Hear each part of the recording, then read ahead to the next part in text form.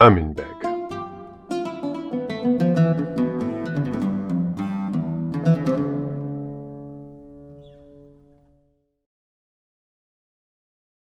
A long time ago, and a long way away, there once lived an old couple who had a son called Aminbeg. Aminbeg's parents wanted him to become a merchant who bought and sold things at the market, but the boy was much more interested in science and the arts, and he hated the idea. All the same, when he turned 16, his parents gave him 100 gold coins and sent him on a long journey, saying, "You must visit faraway cities, our son, and learn everything a good merchant should know." Aminbeg set off. He walked until he reached a big city, and he spent the night at an inn. Lying in his bed, he wondered what exactly he should learn, but before he could make up his mind, he fell fast asleep. When the boy woke up the next morning, he heard someone shouting under his window. On the edge of the city lives a 100-year-old man. If you want to learn how to write, go to see him, and he'll teach you. Aminbeg was very excited. He immediately got out of bed and went to the old man's house. When he opened the door, the man smiled. "I will teach you to write in 1 year. All it will cost you is 100 gold coins." And that's just what happened. A year later, Aminbeg was able to write so beautifully that everyone was amazed. But not only did he write beautifully, he was also so skillful that he only had to see someone's handwriting once, and he could imitate it perfectly. He said goodbye to the old man, packed his bag, and went back home to his parents. When they found out that their son hadn't done what they asked, Aminbeg's parents were very upset. Once more, they gave him 100 gold coins, saying, "Now this time, you really must learn to be a merchant." So Aminbeg set off a second time. In the evening, he reached another big city, and he went to an inn. Just like the last time, he fell asleep wondering what to do with his life. The next morning, when Aminbeg looked out of the window, he heard someone shouting. "In the middle of the city lives a man with a red beard. If you want to learn how to play chess, go to see him, and he'll teach you." "That's it," Aminbeg thought to himself, and he hurried to visit the man with the red beard. They agreed that for 100 gold coins, the man would teach the boy how to play chess in the space of a year. And that's just what happened. A year later, he was so good at the game that he could beat the most famous chess players in the land. He said goodbye to the man with the red beard, packed his bag, and went back home to his parents. Just like before, his parents were very disappointed. "We earned that money with our hard work, and you've just wasted it." In the end, though, they calmed down and gave him yet another 100 gold coins, saying, "This time you absolutely have to learn to be a merchant." Just like on his previous trips, on the first evening of his new journey, Aminbeg arrived at a big city, and again he slept at an inn. The next morning, when he stepped out into the street, he saw a man who was calling out in a loud voice, "In the market square lives a musician. If you want to learn how to play the violin, go to see him, and he'll teach you." Feeling incredibly excited, Aminbeg immediately went to see the musician. "Let me be your pupil, and I'll give you 100 gold coins." After a year, he could play the violin so beautifully that even his teacher was amazed. Once again, Aminbeg went back home. But when he told them what he had learned, his parents were more furious with him than ever. They felt so ashamed at having such a good-for-nothing son that they couldn't bear to face their neighbors, and they decided to move to a different village. The family quickly packed up their belongings and set off on their journey. They hadn't been travelling long when they became hungry, but when they searched for a few coins, they found that they had no more money left. Amin Beg's parents shouted at their son angrily, "You're the cause of all our problems. We had to leave our village and now we can't even afford a loaf of bread, and it's all because of you." Just then, a caravan of camels passed by. Without thinking twice, the boy's parents sold him to the caravan master. Amin Beg travelled on with the caravan, and they soon came to a desert where everything was as dry as a bone. The men became very thirsty, but after a long search they finally found an old well. The camel drivers tied a bucket to a long rope and then lowered it into the well, but when they pulled it back up, the bucket didn't have a single drop of water in it. "All right, boy, you try," said the caravan master to Amin Beg. "Maybe you'll have better luck." And with that, they put the bucket in Amin Beg's hand, tied a rope around his waist, and lowered him down. When he had reached the bottom of the well, the boy looked around. But instead of water, all he could see was a large stone. When he looked closer, he noticed that a faint light was glowing beneath it. Amin Beg lifted the stone, and he was instantly blinded by a dazzling flash.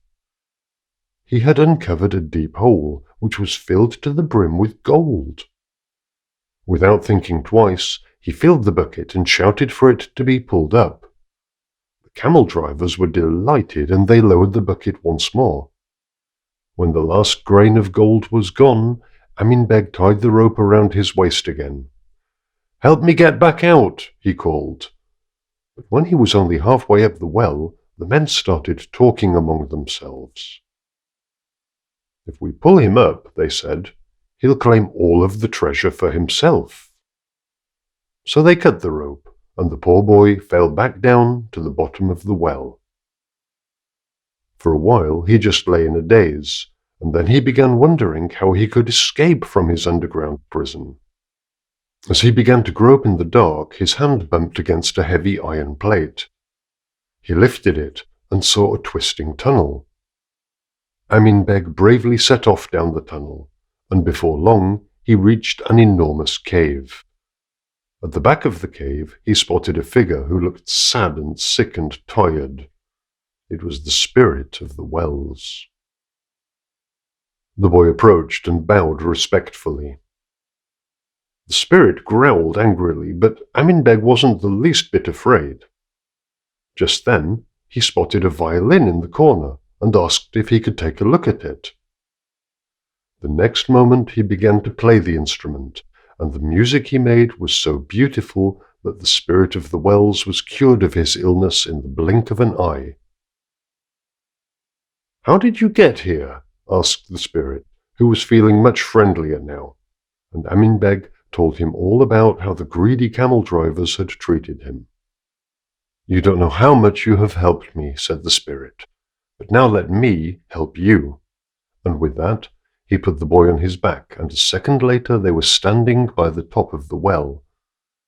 Then the spirit gave Amin Beg a donkey and sent him on his way. Amin Beg soon caught up with the camels. When the caravan master looked behind him, he couldn't believe his eyes. He thought the boy was dead. Very quickly, the man wrote a letter and handed it to Amin Beg, saying, "Ride to the city as fast as you can and deliver this to my wife." Amin Beg set off at once, but he felt very suspicious, so as soon as he had left the caravan behind, he opened the letter. And this is what it said. "Kill the boy who gives you this, and bury his body so that no one will ever find it." Without hesitation, Amin Beg tore the letter up and wrote another in its place, closely imitating the handwriting of the caravan master. "Welcome the boy who gives you this. Take him into our house. Give him food and drink. Treat him well until I return." Sometime later, Amin Beg arrived at the caravan master's house, and he handed the letter to the man's wife. When the woman read her husband's words, she smiled and led the boy inside. She fed him, gave him water, and made sure he was very comfortable. When it was late, Amin Beg went to bed, but before he did so, he looked out of the window.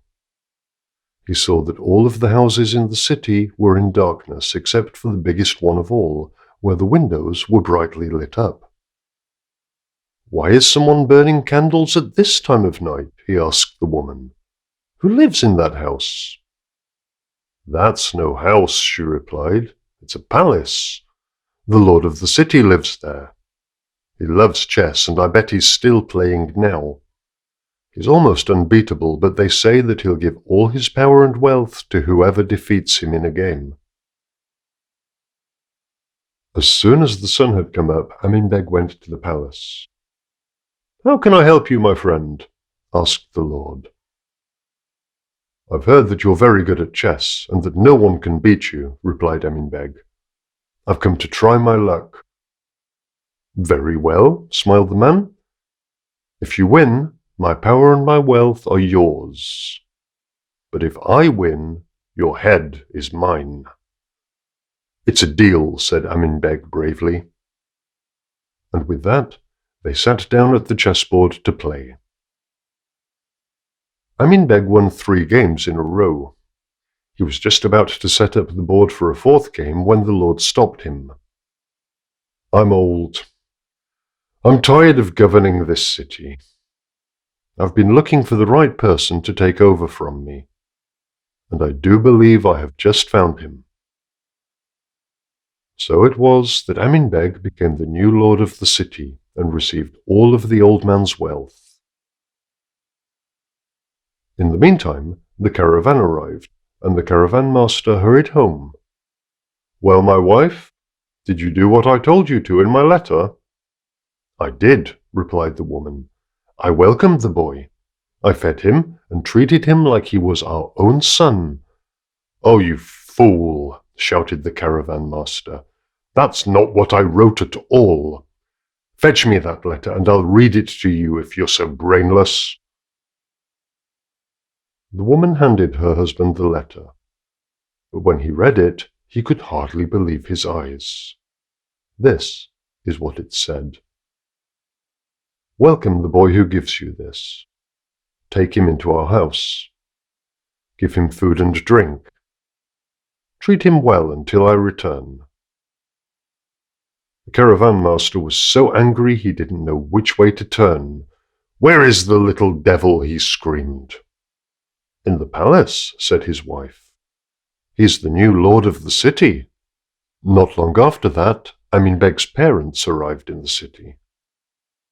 They were now sorry that they had wanted to make their son a merchant, but when they saw him standing on the balcony of the beautiful palace, they were overjoyed.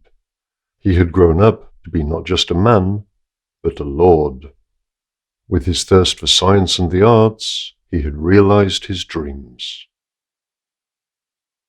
As lord of the city, Amin Beg built many schools.